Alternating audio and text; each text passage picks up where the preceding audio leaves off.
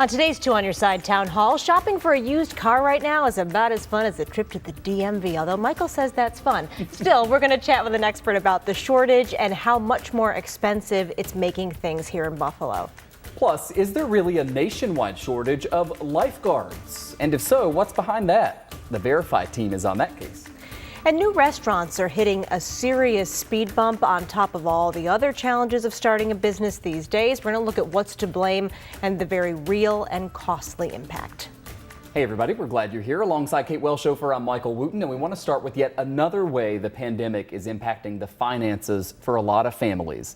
Have you tried to buy a car lately? Well, prices have gone up a lot. We are zeroing in on the used car market. The website iSeeCars.com keeps track of prices in communities all over the country.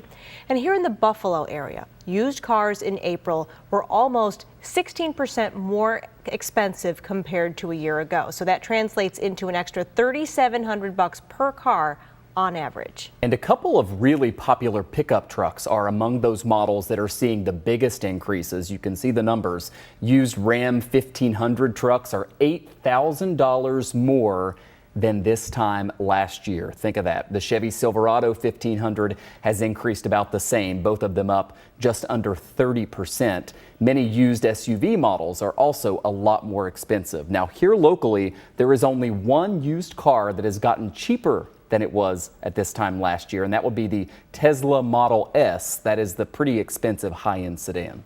Joining us live right now to explain what's going on here is Karl Brauer, executive analyst for iSeeCars.com. Hiya, Karl. Thanks for being here. Hey, great to be on with you guys. Yeah, it's great to see you. Before we get into why these prices are skyrocketing, because that is a question a lot of people have, I just want to talk about those numbers that we just shared, these huge increases year over year. Give us some perspective on what we're seeing overall in the used market here and really around the country. And of course, it differs depending on different types, makes, and models. Sure. Yeah, the national average is about 16.8%. or almost $4,000. So believe it or not, you're catching a slight break at about 15.8% within the local Buffalo area. So you're a little below average on how much those prices have gone up, but unprecedented. You know, we've watched this market, and most years you're lucky to get more than a 0.2, 0.3% shift in used car prices from one year to the next. So to be up 16.8% nationally and the $4,000, you know, most people don't think of used cars, especially just general run-of-the-mill used cars, as appreciating assets. But almost any car you would have had, except for the Model S you just mentioned, actually is worth more money now today than it was a year ago. Hard to believe. Yeah, we've heard a couple of different explanations for why this is happening, but those near empty car lots are noticeable to say the least. How did it get as bad as it's gotten? Sure. You had a combination of factors that played into this. We had the pandemic, so we know that first it restricted car production for a while, but then more importantly, it changed the way a lot of people wanted to live their lives. You know, there was a lot of urban dwellers who used public transportation or Uber, shared transportation. Suddenly the idea of shared transportation wasn't as appealing when the pandemic hit. And they started using home technology like computers, kind of like I'm using now, to work with each other, and realized that they could get a lot of things done from working from home. And so you didn't have to live in the city and be close to the office. So between the ability to work from home and the desire not to necessarily share your transportation for various reasons, there was this new constituency of car buyers that didn't exist 12 or 14 months ago, but does now. So it's not just that there's all the people who buy cars who want them, there's a whole new group that want to buy them. So we just expanded the size of the pie, basically, of how many people want to buy a car. But we still have these restrictions, first with productions of cars, and now we've come out of the pandemic. That's not really a problem, but production of new microchips. So the computer chips are not being made at the level they need to be made globally, and they're competing with the electronics companies, which also saw growth in demand. So you can't produce new cars if you're short on chips. And if you want to buy a new car and you can't find the one you want, you don't trade in your current car. So a used car supply gets restricted. So you've got new and used cars in higher demand than supply. And when you have more demand than supply, price goes up. Yeah, and it goes up a lot, as we're seeing right now. So we talked about some of the numbers with the used market. So what if you are looking to buy a new car right now? I mean, is it the case that, you know, used cars are so expensive, so maybe you can get a better deal on a new car, or is it really just kind of bad all around? You mentioned new cars are struggling with getting those microchips.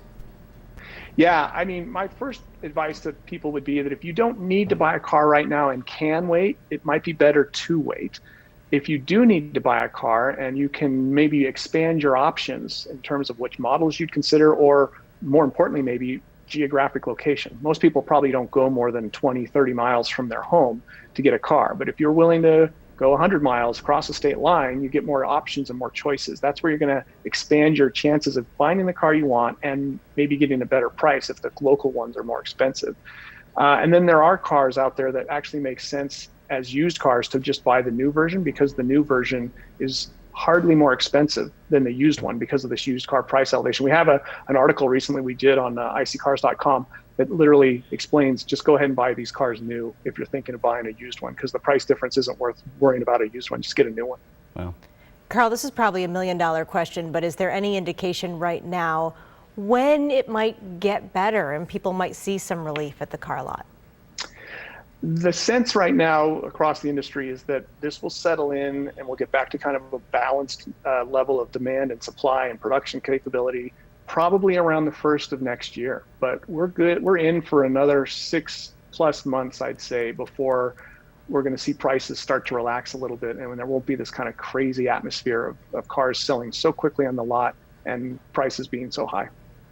Karl Brauer has been in this industry for a long time with Edmunds, Auto Trader, Kelley Blue Book. He is now executive analyst at icars.com, which shared this kind of study with us so we can see these numbers specifically for our region. Karl, it's been really great to get your insight on all this. Thanks for your time. Great being on with you guys. Thank you.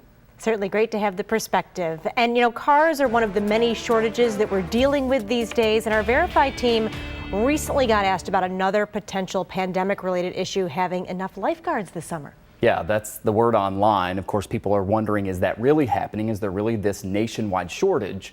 We asked Verify's Evan Kozloff to get us an answer. After a year of canceled trips and blown plans, 2021 is all about making up for lost time. And with the weather heating up and pools opening back up, what could go wrong? A national lifeguard shortage. So let's verify, is there really a nationwide lifeguard shortage? Here are sources. Hi, my name is Wyatt Werniss. Hi, my name is Lindsay Mondick. Both our experts confirmed that yes, there is a shortage nationwide.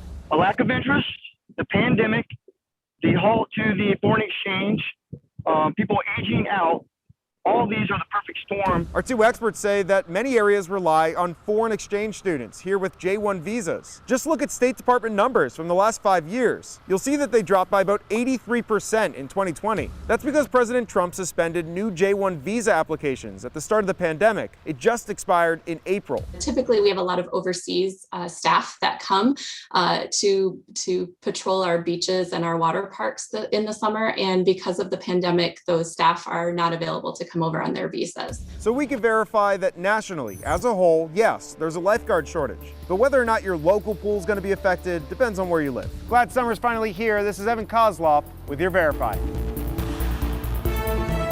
Yeah, and really important there that it can vary depending on where you are. I mean, we've heard of some places here locally, they're having a hard time finding lifeguards. Other places, you know, have everybody in place. So it's going to depend. Right. That's all right. Yeah. I don't know. I had nothing more to say about that.